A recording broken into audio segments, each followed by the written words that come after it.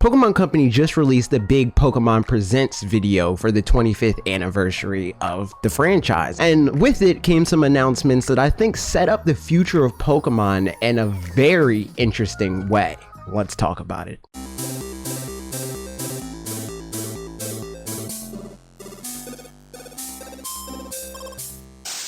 Something that I talk about on this channel particularly a lot is how I would like to see Pokemon Company rearrange how they look at the Pokemon IP and how they go about releasing products within it. Up until now, it seems like the developers over at Game Freak had a limited time to set up the pieces for everybody else with the release of a new generation of mainline games. And obviously, with Pokemon being the most successful entertainment company in the world, it was working really well for them. But all of us knew and spoke loudly, some of us less obnoxious than others, on how we knew that Pokemon could be more than that. It just took them going back to the drawing board. And today, I think, was a sign that they are taking us up on that. And I say this because I think that they are using their pipeline to their own advantage more than they have in the past. Because if we look at both of the reveals that we got today, we noticed that a lot of the stuff that I've suggested seems to be a version of what they're doing here.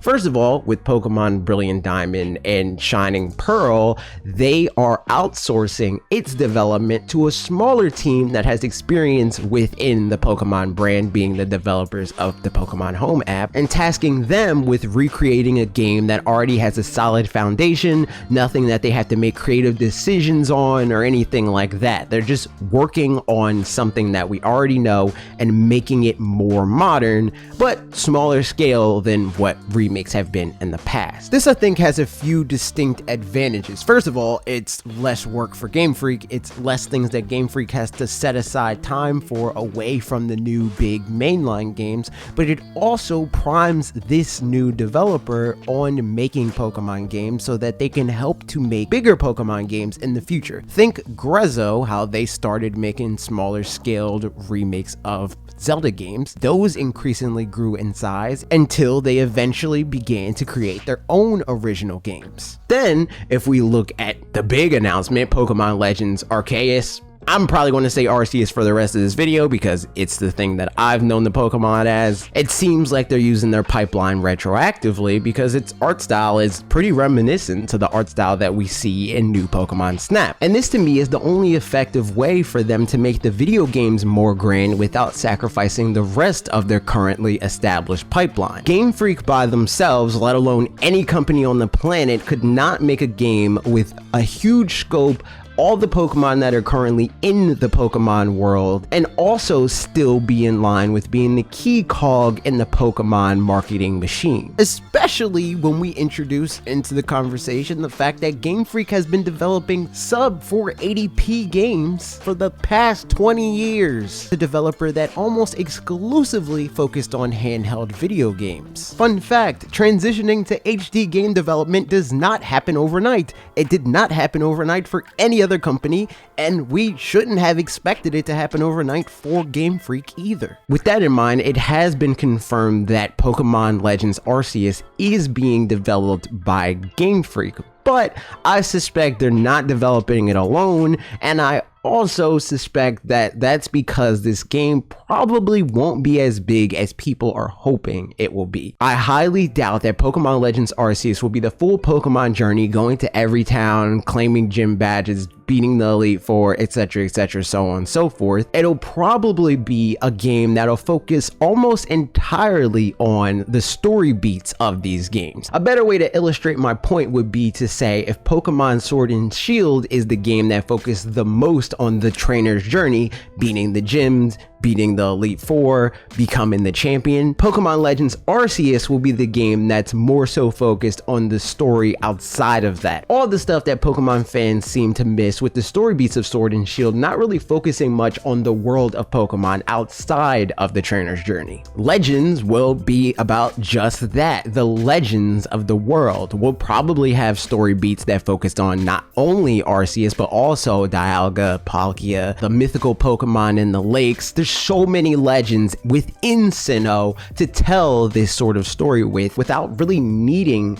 to have the trainer's journey in that way. Also, I think a lot of the playtime will be padded out with the fact that this game is being described as an action RPG. Now, we did see some footage of battling. That much isn't changing. We're going to still maintain the turn-based Pokemon battle style, but there are the things that happen outside of the battle where it seems to be more like the anime and how trainers can catch Pokemon without going into that whole scene. If you see a Pokemon, you have a good enough Pokeball to just catch it without battling, you throw that Pokeball at that Pokemon, and if you catch it, you catch it. While at the same time, not quite veering into Pokemon Let's Go territory where you're basically playing Pokemon Go, but within a mainline Pokemon RPG. Maybe Pokemon in the wilds of this game will be more aggressive and chase trainers try to attack them, which is why I think we saw that trainers now have increased mobility through the dodge roll that they showed in the game. I also suspect that they'll add more things like climbing because they really are doubling down on the idea of this game being the Breath of the Wild of Pokemon. I think that's all but undeniable. They used a lot of shots that are harkening back to that game, and I don't think that they're stupid. They wouldn't do this if they didn't think that this game would give us those sorts of vibes. Now, again, I want to double down on the idea that I doubt this game will be as grand as Breath of the Wild. This will not be a 200-hour long adventure. This is still in a very similar realm to where Pokemon Sword and Shield are, in the sense that it's a glimpse at what open world Pokemon could be. And they did this in a very rudimentary way, obviously, with Pokemon Sword and Shield, mainly just introducing the idea of controllable cameras, Pokemon that populate in the overworld and can be battled, flirting with the idea of Pokemon contextually being informed by the world and where they appear. Things like Obstagoon appearing near the daycare or Greedent spawning near berry trees. But now it's more about establishing what the stories should be within a Pokemon game in an open world. I'll be interested to find out how they justify this game being open world. Will they just be using this open world distinction to give fans what they want, or will it have some sort of substantial gameplay element? Will this game seemingly increase focus on the capturing of Pokemon play into the mobility of your trainer? Will it be necessary for me to climb on top of a tree, then dive off of it to grab onto a bird Pokemon so I can battle it and catch it? Will we have to dive into the ocean to catch certain water type Pokemon? During this trailer, they mentioned that the weather within Sinnoh in its early days is a lot more intense than it used to be. Will that matter to the trainer? Will we have to do Breath of the Wild style things and change our equipment, or will run the risk of whiting out? Does the new camera angle that we see within the trainer battles mean anything? Do we have any control over our trainer character during battles, since the camera seems to focus on them a little bit more than it does on the Pokemon? Will this be a Ni no Kuni situation? Will it be more like Dragon Quest XI?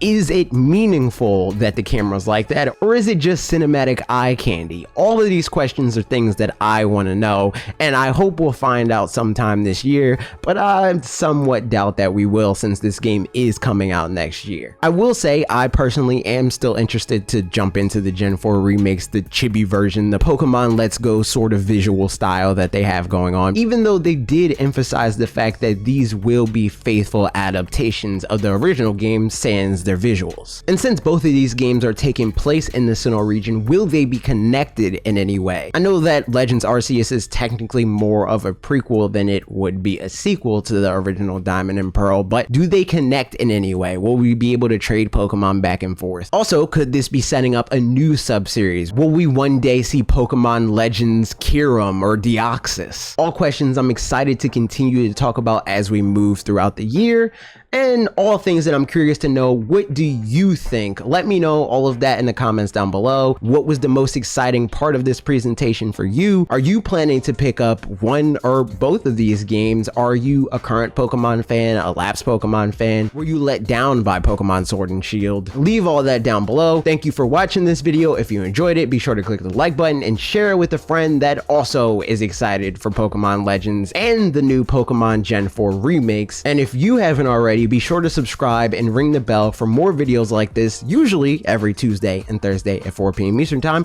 unless something cool like this happens. Okay, that's it for me. See you next week.